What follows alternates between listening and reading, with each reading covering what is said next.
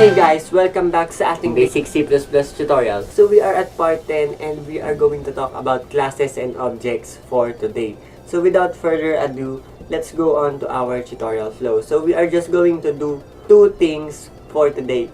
First of all, we are going to learn the syntax in defining a class. And then lastly, we are going to create multiple objects from that defined class. So mamaya may intindihan nyo kung ano yung ibig sabihin ngayon. So, eto muna, pag-aralan muna natin kung ano yung class. So, ang class, it is used to create an object. So, this is the building blocks of C++ and the start of object-oriented programming. So, guys, kung hindi nyo alam, we are starting at object-oriented programming for this tutorial. So, kung hindi nyo din alam kung ano yung object-oriented programming, this is the most important thing na kailangan nyo matutunan in programming, not just in C++, but in other programming languages na gumagamit ng object-oriented programming. So, ano nga ba yung object-oriented programming? So, yun nga yung paggawa natin ng object. So, isipin nyo yung isang literal na object. Kunwari, yung table. Ano ba yung kulay ng table? Ano ba yung size ng table? So, yun yung object. And yung class naman, it is used to create a blueprint of an object. So, ano ba yung object? It is an instance of a class. So, nakikita nyo dito, an instance of a class. So, yung class, parang ginagamit niyang blueprint yun para makagawa tayo ng object. So, mamaya makikita nyo. So, tingnan muna natin kung ano yung syntax ng class. So, we have the class syntax. So, we are just going to type the class keyword and then we have the name of class.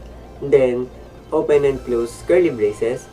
And then sa gitna nun, yun yung properties of class. So, doon na nga natin i-define kung ano pa yung meron doon sa class na yan.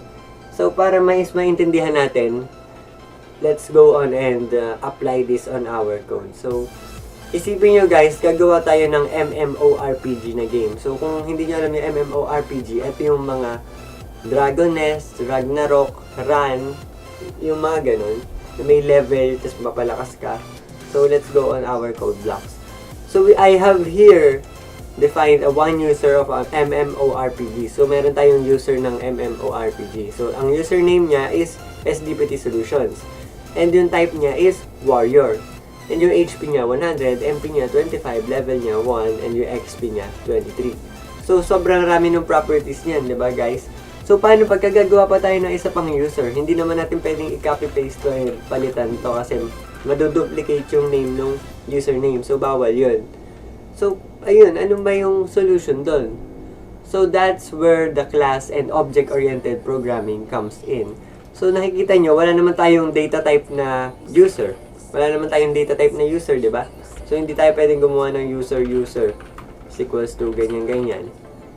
So, hindi naman natin pwedeng i-define yung isang user ng name lang. Kasi meron siyang type, meron siyang HP, MP, level, XP. So, yun na nga, gagawa tayo ng class. So, ano yung class ulit? It is a blueprint of an object. So, gagawa tayo ng blueprint.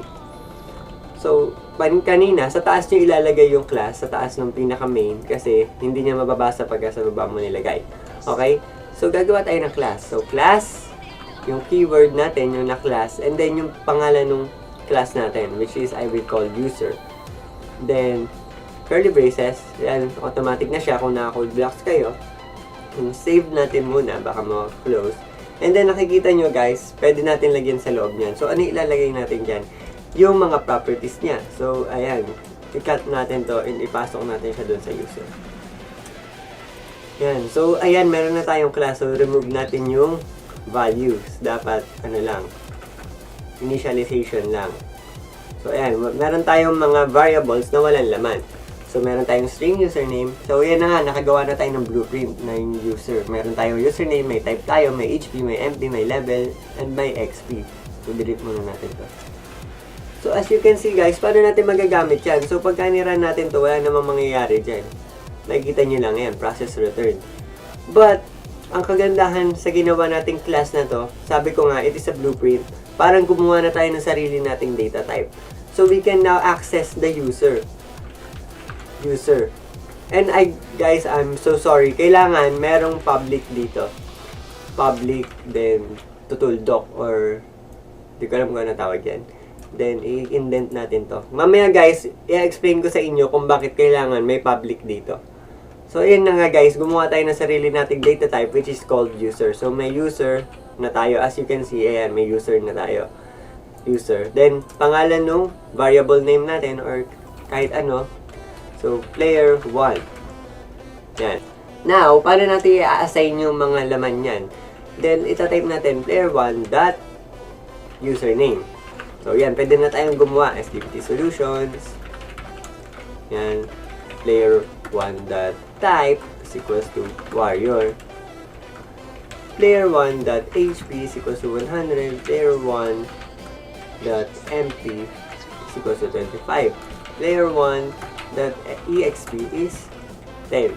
So, yan guys, meron na tayong isang instance or isang object. So, ito, tinatawag na siyang object. Isang object na yan, guys. So, nakapag-define na tayo ng isang player. Now, mas madali na gumawa ng player 2. Hindi na natin kailangan na ibahin yung variable name pa. So, ikakopy lang natin to. And ang iibahin lang natin is yung pangalan ng ating declaration ng user. So, lalagay na lang natin dito player 2. Then, save natin. Control S, player 2. Paste na lang natin yung player 2. Then, ibahin natin to. So, I want to name this, boom, 1, 2, 3, and tas mage siya. So, yung HP niya, 1,000, and yung MP niya, 1,300, and yung XP niya, 1,000. So, wala pala akong level. Lalagyan ko lang ng level. Player 1 dot level is equals to 1. Player 2 dot level is equals to 75. So, yan. So, meron na tayong dalawang user, ganun-ganun lang. So, hindi na natin kailangan na i-copy-paste yung mga variable, tapos papalitan pa isa-isa yung variable ng username, type. Hindi na natin kailangan gawin nun. So, gagawa lang tayo ng bagong instance dun sa ginawa nating blueprint na user. So, gets nyo ba kung ano yung kinaganda ng ating object-oriented programming and yung paggagawa ng ating class? Okay, so paano naman natin i-access yung mga properties na yan? So, pwede nating i-see out yan. See out, then less than. So, kunwari gusto nating i-see out yung pangalan ni player 1. Then, lalagay lang natin player1 dot username. Then, semicolon, save. Then, if we run this, makikita nyo, lalabas yung pangalan ni player 1, which is SDPT solutions. Okay, i-close natin yan. What if we want to access the players to username? So, ayan, nilagay ko player2.username. If we run this, makikita nyo yung pangalan ni player2, which is boom123. Ngayon, makakagawa na tayo ng multiple object using only one class. So, pwede natin i-end L yan, and pakita natin lahat ng ginawa nating properties. So, ito na yung parang profile niya, diba guys? So, nakikita nyo ba yung logic behind this? So, ayan. So, na-repair 2. So, papakita niya lahat ng ano niya. So, boom123 is a mage with an HP of 1,000 and an MP of 1,300. So, makikita nyo guys, kailangan nyo yung logic na to para makagawa tayo ng isang laro. So, kung gusto nyo man maging game developer, object-oriented programming is for you. Kasi gagawa tayo ng maraming objects doon sa game developing. So, sideline lang yun. Walang kinalaman sa C++. So, kung tanong nyo is, pwede bang gumawa ng laro sa C++? You can, but that's for another time. Kasi medyo mahirap na yun. And, I recommend na wag muna natin pag-aralan yun.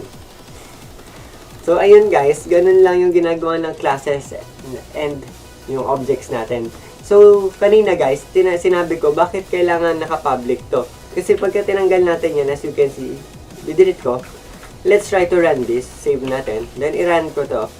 It will give an error. And you can see sa baba, and as you can see here, i-zoom in ko na lang, string username is private. So, kung hindi nyo alam, meron tayong tinatawag na public, private, and many more. So, wag muna natin pag-aralan yan. But, pagka sinabi natin public, pwede niyang i-access lahat kahit saan.